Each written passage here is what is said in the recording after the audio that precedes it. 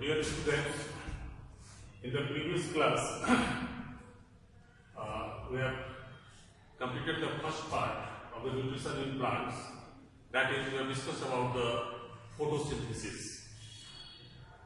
Now, in the photosynthesis, just I shall be recapitulating the whole things. That is, green plants, especially into their green parts, and green parts is not only the leaves.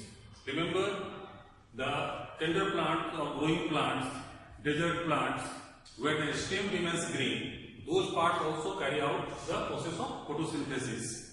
Because for photosynthesis, chlorophyll is absolutely necessary, because this is also known as the kitchen of the cell, where the total process of the photosynthesis that is taking place. Right from the absorption of the light, thereafter fixation of the carbon dioxide and with water forming the starch and the other products. Now, during the nutrition to the plants, we have seen the part that is starch is formed. Also, plants prepare proteins for which nitrogen is required. So that's why plants are provided with nitrogen as well through the fertilizers or through the atmosphere. It is available through the root by certain bacteria which takes the nitrogen, and thereafter plants are getting formed, that is proteins as well, for their own growth and development and other products what we are obtaining. You must be knowing about some of the plants like pitcher plant.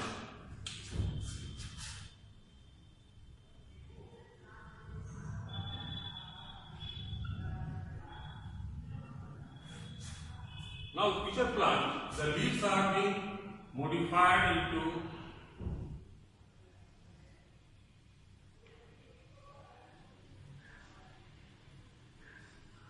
a structure where one flap is there.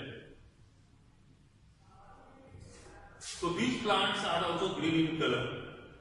They can undergo photosynthesis forming the starch, but they deprive the supply of the nitrogen either from the atmosphere or through the soil. Now such plants, they need nitrogen or the proteins as well for their own growth and development. So that's why the leaves are being modified in a pitcher form, and it has got inside the hair-like structures bending downwards, and where the insects, they getting attracted over here, they come over here, and thereafter these flaps get closed, and with the juice inside, they are being digested, and the nitrogen requirements of the plants are being fulfilled over here, and thereby these plants also get the proteins. So such plants are known as insectivore plants.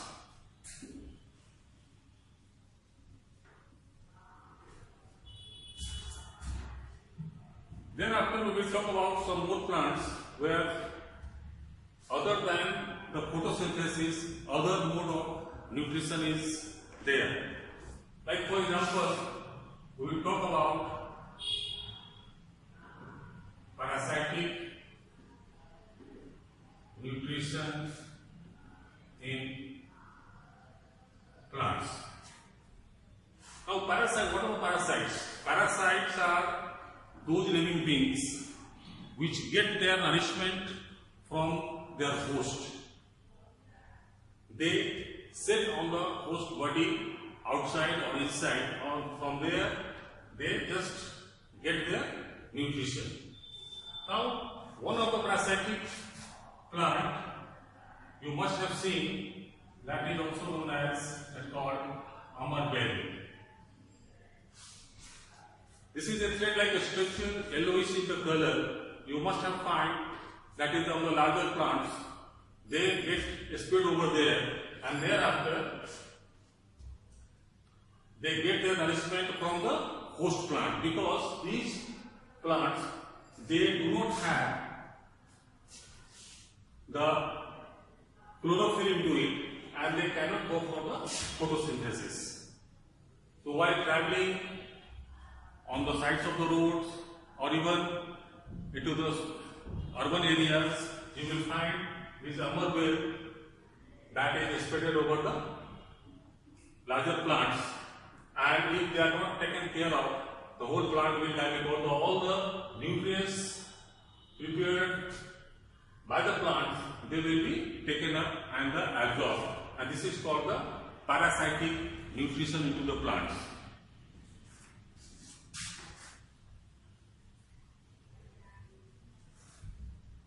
Now after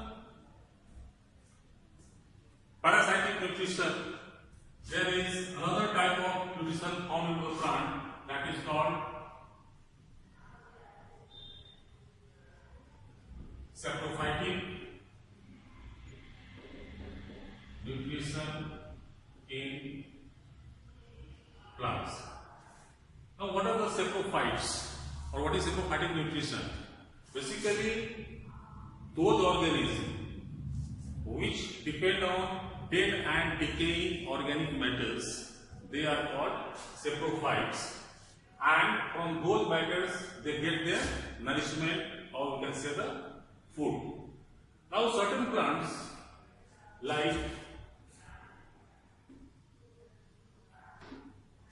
fungi, or you must be knowing about mushrooms,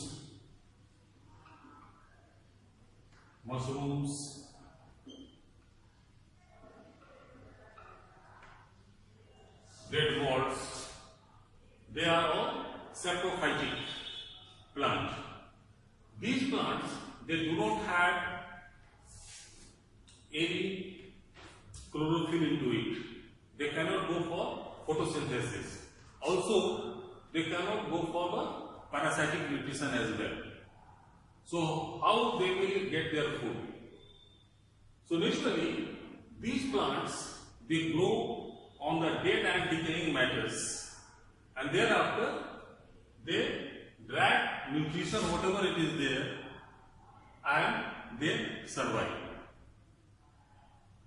And these plants, they spread up through the spores, the teeny structures which spread up into the air, travel into the air, and wherever dead or the decaying matters are present, they settle over there, and thereafter they grow and get their nourishment from there.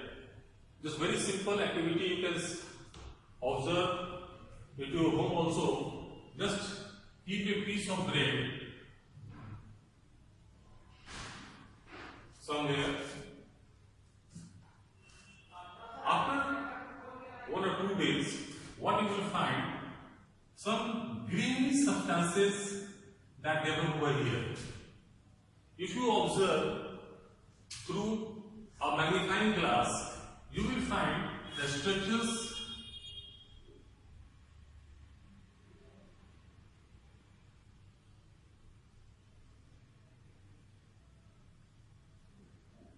like this, and these are black in color.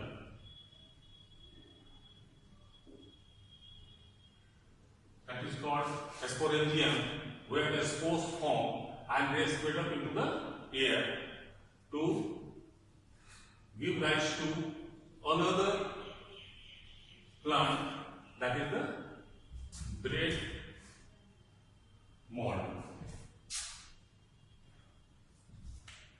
And finally, another type of plant nutrition, it is called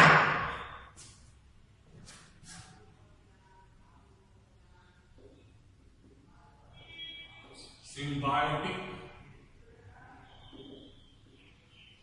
nutrition in plants.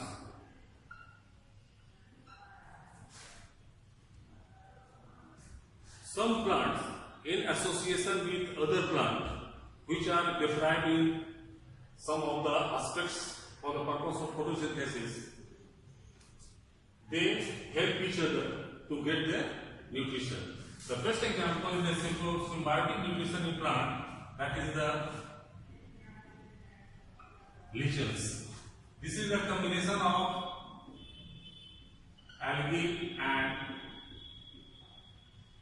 fungi, and this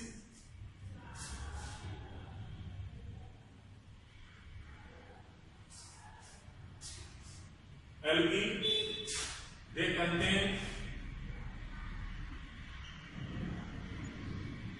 chlorophyll but lack water. You must be knowing that algae they grow in the aquatic medium, but certain algae they grow on the larger plants also, but they are lacking water. However, they have got a chlorophyll. So without water, they cannot go for the photosynthesis. And the fungi, they lack chlorophyll but have water.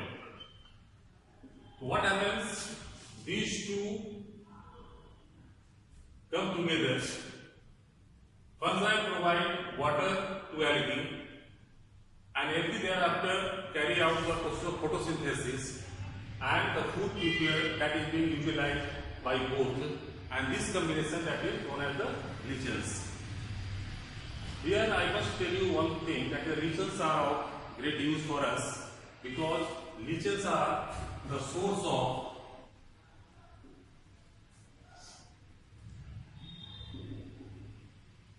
litmus. You must be knowing about the litmus, because litmus is a solution that is being used to identify whether the given substance is acidic or basic in nature. So this is this litmus solution that is the purple in color that is being given out the lichens. There is one more very important example of symbiotic association.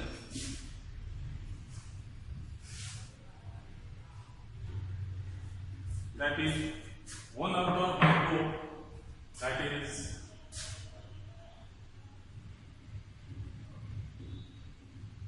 Rhizobium bacteria. Rhizobium bacteria, they cannot get their food directly, so they remain associated with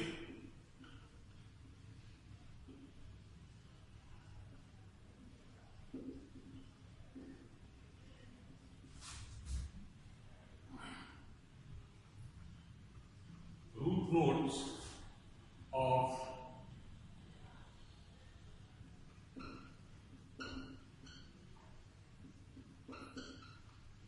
leguminous plants. Leguminous plants are those plants which give you pulses. So they get associated with the roots of the leguminous plants, and these plants, they cannot get nitrogen for their own development and growth and the formation of the protein directly from the atmospheric nitrogen. Here, Rhizobium bacteria has capacity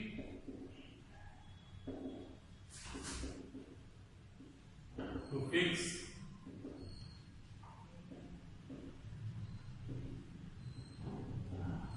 atmospheric nitrogen, and this nitrogen is provided to these plants, and thereafter these plants produce proteinous food which are also being fed to these Rhizobium bacteria.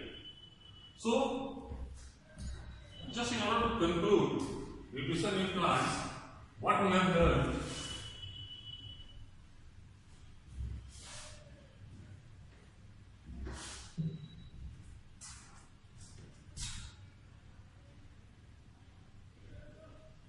that is need of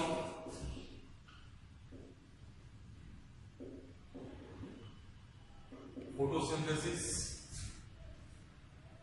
thereafter process of photosynthesis,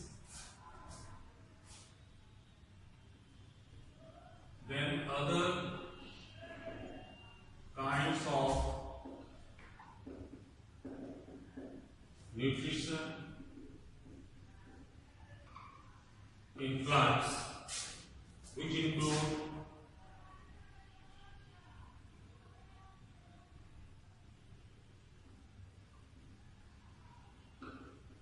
parasitic,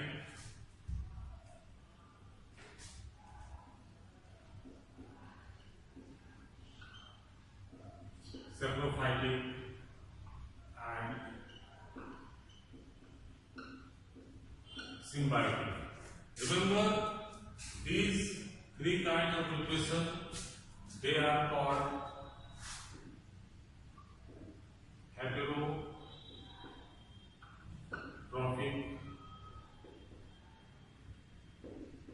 nutrition, mostly found into the animals. While this photosynthesis, this is known as autotrophic